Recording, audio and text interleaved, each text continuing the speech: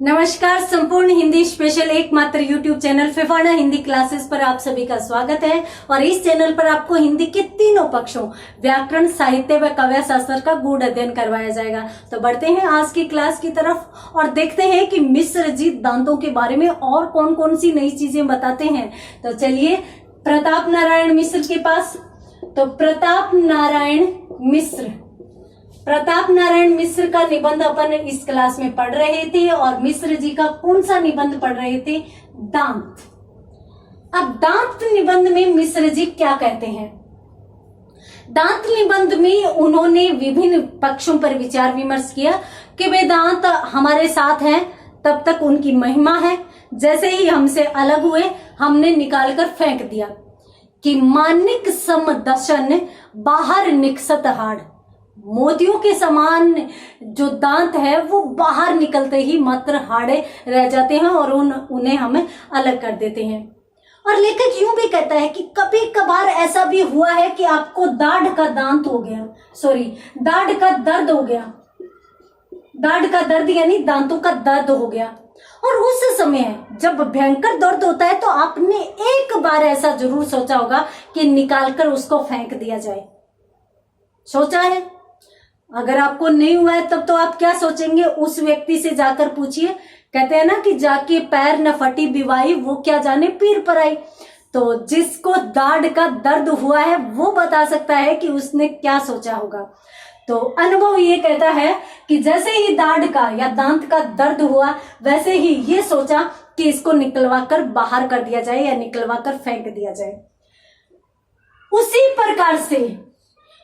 प्रकार से यदि कोई व्यक्ति विदेश जाकर देशवासियों या अपनी मातृभूमि के लोगों, अपने ही भाइयों को यदि दुखी करता है तो वहां पर हम यही कामना करते हैं कि भाई उसका सत्यानाश हो या उसको भगवान या तो सुमति दे दे या उसको भगवान नष्ट कर डाले। तो यहाँ पर तुलना की है दांतों की और इससे। तो यहाँ पर लेखक ये बताना चाह रहे हैं कि भाई कितना ही महत्वपूर्ण विषय हो, दांतों के बिना सफल नहीं हो सकता। अब जो व्यक्ति विदेश जाकर मातृ प्रेम को भूल जाता है उसके लिए भी वो दांत की ही उपमा दे देते हैं। तो दांत के उदाहरण के माध्यम से ये चीज भी सिखा सकते हैं, ये चीज भी स्पष्ट कर सकते हैं। यानी दांत इतनी बड़ी, इतनी महत्वपूर्ण चीजें हैं जो हर एक विषय को स्पष्ट करने में हमारी सहायक हो सकती है। आप भी समझोगे। अब लेखक यूं कहता है कि भाई देखो, अगर कोई विदेश में जाकर मातृ प्रेम को भूल जाता है उसके प्रति यदि अपन ऐसी भावना रखे चलेगा। हाँ, यदि कोई सामान्य विदेश में गया है, मातृभूमि के लिए ही गया है और मातृभूमि के प्रति वहां जाकर प्रेम रख रहा है तो उसके प्रति यदि कोई आलोचना करे, पहली बात तो मेरी आलोचना तो उन लोगों के लिए है ही नहीं, मेरी का मतलब लेखक की। तो लेखक कहते हैं कि मेरी आलोचना तो ऐसे लोगों के प्रति तो है ही नहीं जो विदेश में जाकर विदेश के नहीं हुए, हमारे देश के ही रहे या देश के प्रति उनकी मातृभक्ति समाप्त नहीं हुई, तो उनके प्रति मेरी आलोचना तो है भी नहीं। और यदि कोई उन लोगों की आलोचना कर रहा है तो करे, हमें कोई फर्क नहीं पड़ता।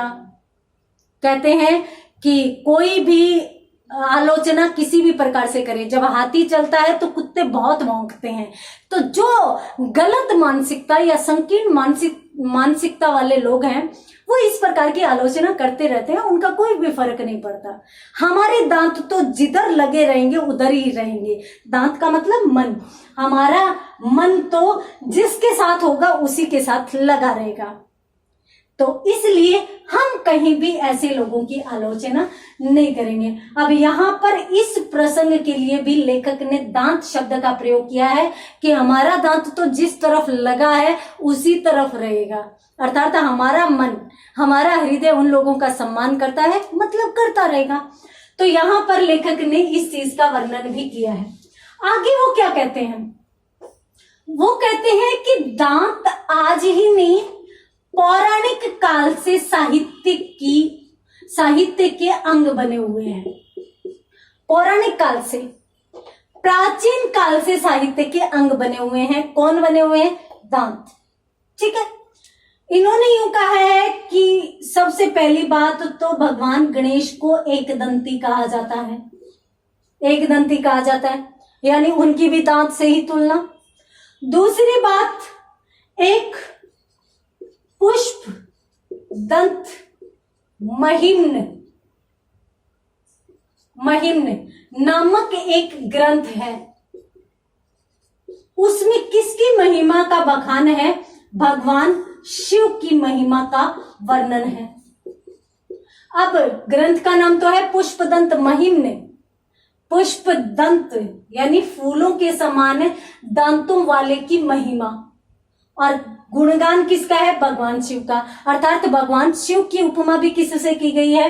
फूलों के समान दांतों वालों की।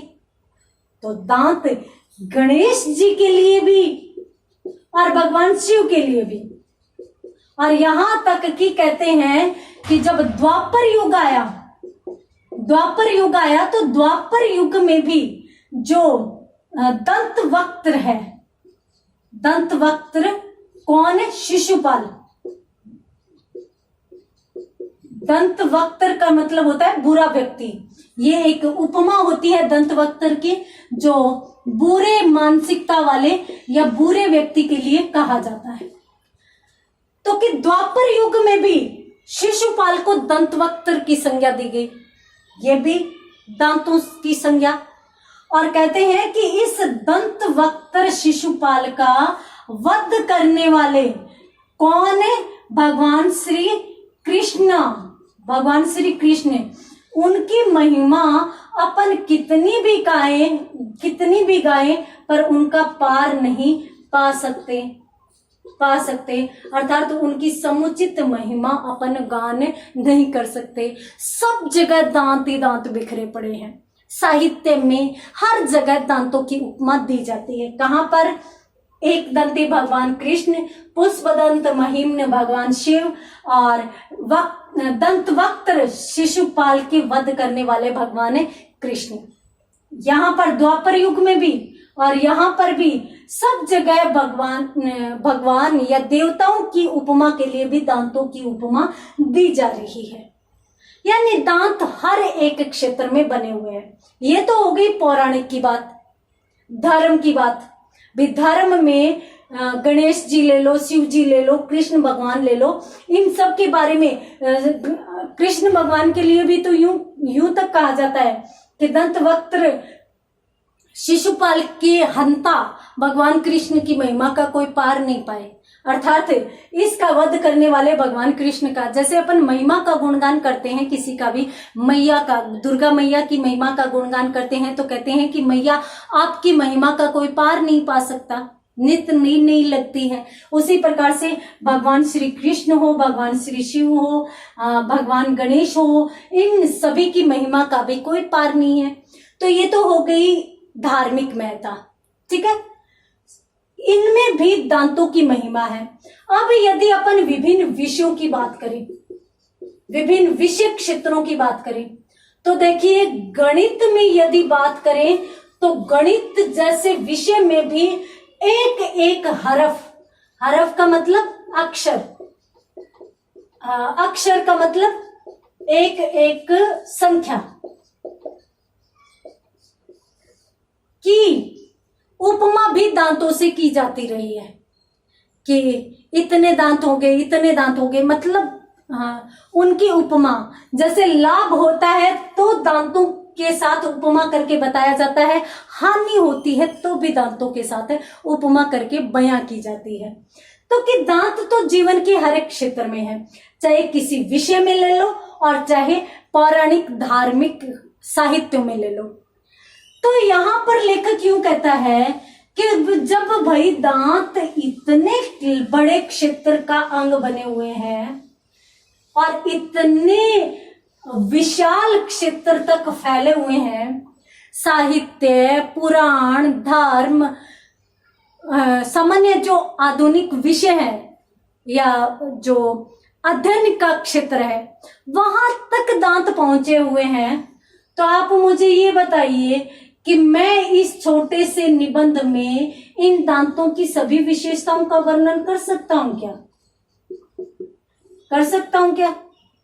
बिल्कुल नहीं।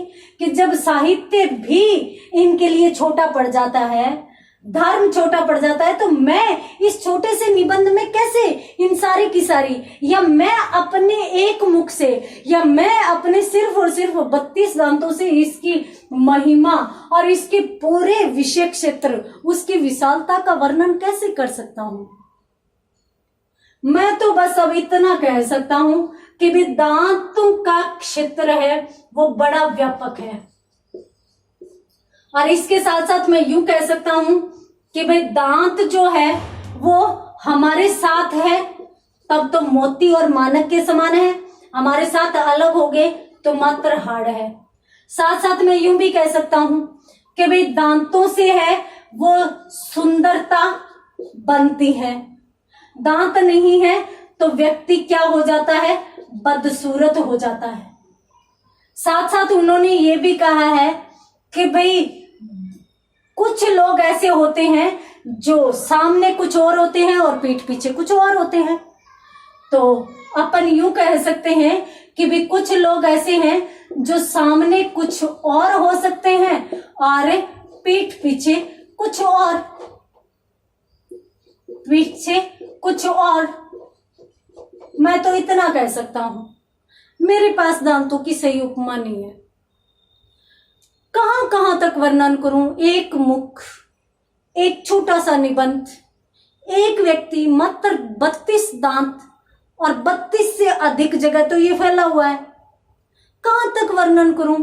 बस कुछ लोगों से सावधान रहना है। क्यों? क्योंकि हाथी के दांत खाने के और दिखाने के कुछ और, दिखाने के कुछ और। ये लो, लेखक अभी कह रहा था कहां तक वर्णन करूं, यहां पर एक फिर चीज का वर्णन कर गया। एक दूसरी कौन सी चीज? कि हाथी के दांत खाने के और दिखाने के और, मतलब हिंदी मुहावरे भी, हिंदी कहावतें भी दांतों पर टिकी हुई है। लेखक अंत में दांतों का विषय क्षेत्र वर्णन नहीं करना चाहता था। लेखक क्यों कहता था कि भाई मैं कहां तक वर्णन करूं, मेरे बस की भी बातें नहीं है इनके बारे में सब कुछ बताना। बस कुछ लोगों से सावधान रहना, क्योंकि समाज में बहुत प्रकार के लोग होते हैं जो मुखौटा लिए हुए हैं, मुखौटा पहने हुए होते हैं। तो हाथी के दांत जैसे खाने के और होते हैं, दिखाने के और होते हैं, वैसे ही कुछ लोग होते हैं जो सामने कुछ और होते हैं, पीठ पीछे कुछ और होते हैं। तो सजग रहो। ये लो, नीति संबंधी बात भी कर गए और साथ साथ ये भी बता गए भी हिंदी विषय में मुहावरों और कहावतों में भी दांतों का महत्वपूर्ण योगदान है। तो इस प्रकार से दांतों के बारे में वर्णन किया है। और यहाँ पर लेखक जब ये वाक्य बोलता है कि हाथी के दांत खाने की ओर, दिखाने की ओर, वहीं पर ये छोटा सा ललित सुंदर सा निबंध समाप्त हो जाता है। यहाँ पर यह निबंध पूरा का पूरा कंप्लीट होता है। अब अपन बात करते हैं कि लेखक ने शुरू से लेकर अंत तक किन किन विषयों पर और कैसे कैसे चर्चा की। तो अपन संक्षिप्त रूप में थोड़ी सी इस पर बात कर लेते हैं ताकि आपको हर एक चीज से ध्यान में रहे। पहला जो पैराग्राफ है इस निबंध का, उसमें लेखक दांतों की परिभाषा से संबंधित बात करते हैं और परिभाषा से संबंधित बात करते हैं और यूं कहते हैं कि बनाने वाले ने कितनी कुशलता व कौशल से इन चीजों को बनाया है। मात्र छोटी छोटी हड्डियां, मात्र छोटी छोटी हड्डियां, परंतु काम कितना बड़ा। और फिर वहां पर लेखक यूं कहते हैं कि वे दांत है वो सुंदरता का आधार है, सुंदरता का आधार है। अब सुंदरता का आधार तो है ही है, साथ साथ इनका उपयोग भी बहुत बड़ा है, उपयोग भी बहुत बड़ा है। अब सुंदरता का आधार यूं कहते हैं कि साहित्य को जाकर देख लो, साहित्य में जितने भी रस हैं उनकी उत्पत्ति बिना दांतों के नहीं हो सकती। या फिर अपन यूं कहें कि सुंदरता का आधार अपन कह सकते हैं नायिका को, ठीक है। अब नायिका के सौंदर्य का चित्रण किया जा रहा है। अब नायिका की विभिन्न चीजें, आंखें, ब्रू, उसके गोरे कपोल, उसके होठ, उसकी लटें, उसकी जो वेणी है, वो उन चीजों के साथ साथ यदि दंतावली का चित्रण कर दिया जाए तो उसकी खूबसूरती चौगुनी हो जाती है। उपयोग किस किस रूप में उपयोग होता है? एक तो सभी पाक शास्त्र के रसों में, पाक